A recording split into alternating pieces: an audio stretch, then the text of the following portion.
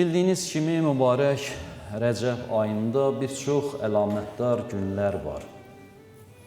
Əvvəlini bildiniz İmam Baqir əleyhissalamın təvəllüd günü idi.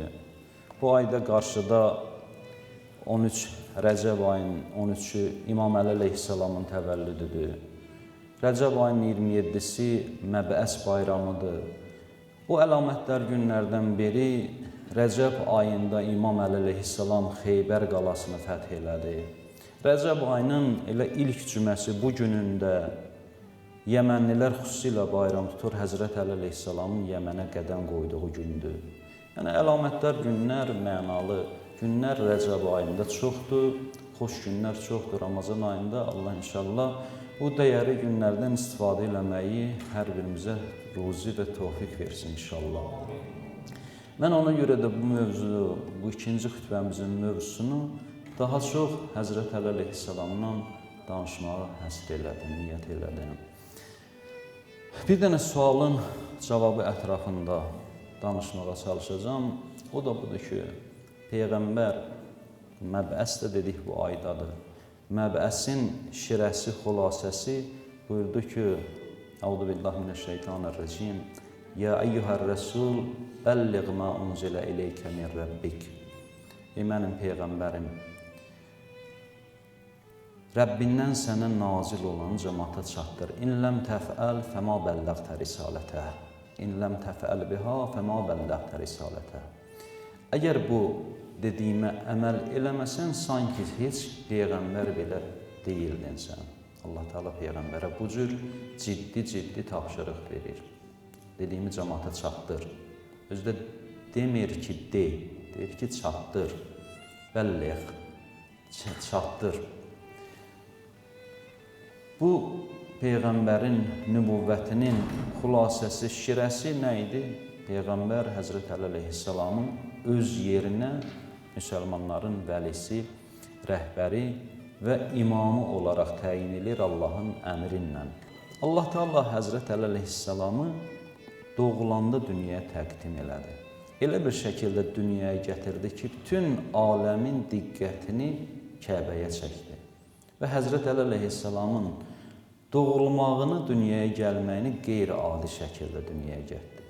Biz məşhur hadisənin Həzrət Əli əleyhissalamın anası Fatimə binti Əsəd uşağı dünyaya gətirmək istəyəndə getdi Allahdan Kəbənin yanında dua elədi. Allahdan istədi ki, bu uşağın sağlam və asan dünyaya gəlməsi üçün buna yardım eləsin. Kəbənin divarı ayrıldı. Həzrət Əli əleyhissalamın anası daxil oldu və İmam Əli orada dünyaya getdi. Xəbər çatdı Kəbənin mütəvəllisinə. Açarı getdilər, nə qədər çalışdılar, qapıyı aça bilmədilər. 3 gündən sonra çıxdı qucağında İmam Əli əleyhissalam uşaq və dedi ki, Allah məndən istədi ki, bu uşağın adını Əli qoyun. Ona qədər də İmam Əli əleyhissalama qədər heç kimin adı Əli deyildi. Ərəb dilində çox adlar var idi, ərəb dünyasında çox adlar var idi.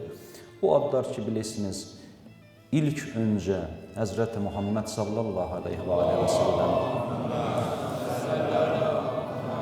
qoyulubdur. İlk olaraq Peyğəmbərə qoyulub bu ad, bir də ilk olaraq Həzrət Əli əleyhissalama qoyulubdur. Bu ad bu iki şəxsdən öncə heç kimdə olmayıbdır. Anası dedi ki, məndən bu uşağın adını Əli qoymağımı istədilər. Uşaq bu cür dünyaya gəldi, dünyanı heyrətə gətirdi, qiyamətə qədər də danışılacaq sözdür. Ona qədər və ondan sonra hələ Allah evində heç kəs dünyaya gəlməyibdir. Bu Əli əleyhissalama xas olan təkrar olunmaz fəzilətlərdəndir. Uşaqlıq dövrü Peyğəmbərin bilirsiniz, xidmətində oldu. 5-6 yaşında İmam Əli əleyhissalamın atasının maddi durumu çətin olduğuna görə bir neçə əmi uşaqları bu İmam Əli əleyhissalamın qardaşlarını götürüb, Peyğəmbər də Həzrət Əliyi götürdü. Və Peyğəmbərin öz tərbiyəsində böyüdü İmam Əli əleyhissalam. Bir neçə yaşına çatdı, 10 yaşını təxminən İmam Əli əleyhissalam və Peyğəmbər Allah tərəfindən məbus oldu. İlk olaraq qohum əqrabalarını Peyğəmbər yığdı, öz Peyğəmbərliyini elan elədi. Orada ilk müsəlman da Həzrət Əli əleyhissalam oldu. Yəni uşaqlığı da, uşaqlıq zamanından da Peyğəmbərin tərbiyəsindən böyüdü. O uşaqlıq məqamından da Peyğəmbərə dəstək olmağa çıxdı. Yəni bu Həzrət Əli əleyhissalamın cavanlığı 22-23 yaşında, bilirsiniz, Quran-ı Kərimdə ayədə buyurur ki, o kəslər ki, Allah razılığı yolunda öz canlarını satarlar. Bu İmam Əli əleyhissalam haqqındadır, şəksiz, şübhəsiz, yenə təfsir alimlərinin məzhəbindən asılı olmayaraq hamısının yekdilliklə qəbul elədiyi ayədir. Bu ayənin təfsirində sözləri budur ki, bu ayə İmam Əli əleyhissalam haqqında nazil oldu.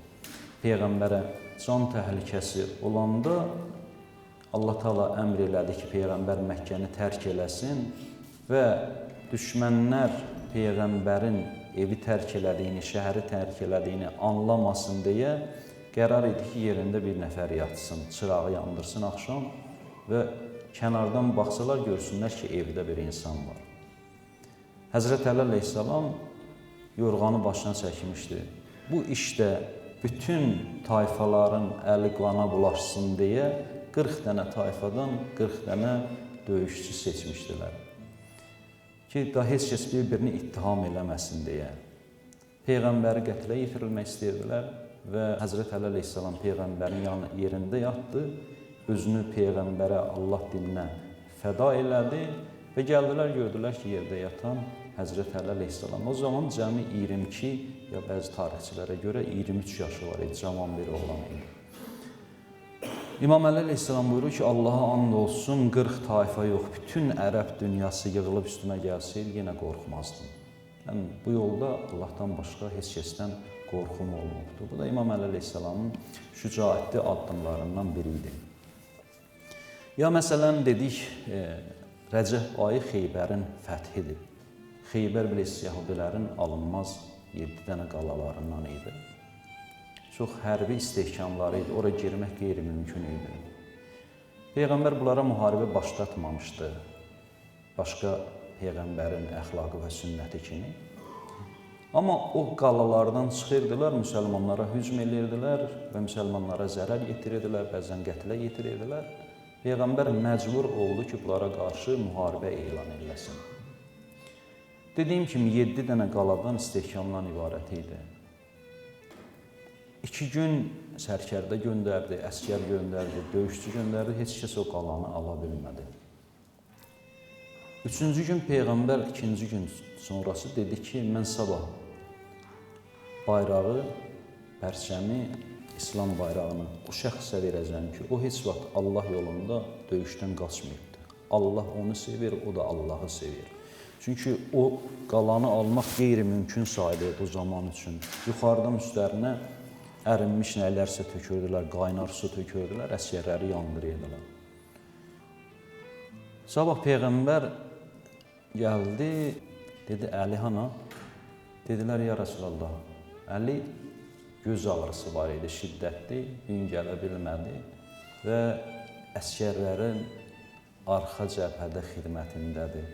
Yemək hazırlayır olan müşküllərin həllindən məşğul. Peyğəmbər buyurdu, gidin xəbər eləyin gəlsin.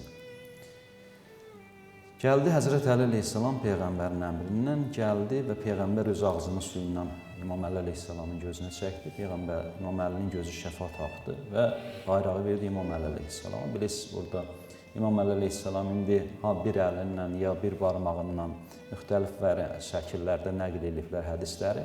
İmam Əli əleyhissalam Xeybəri aldı və o milləti ki, İslamla düşmənçilik edirdilər, onların çöküşünə səbəb oldu.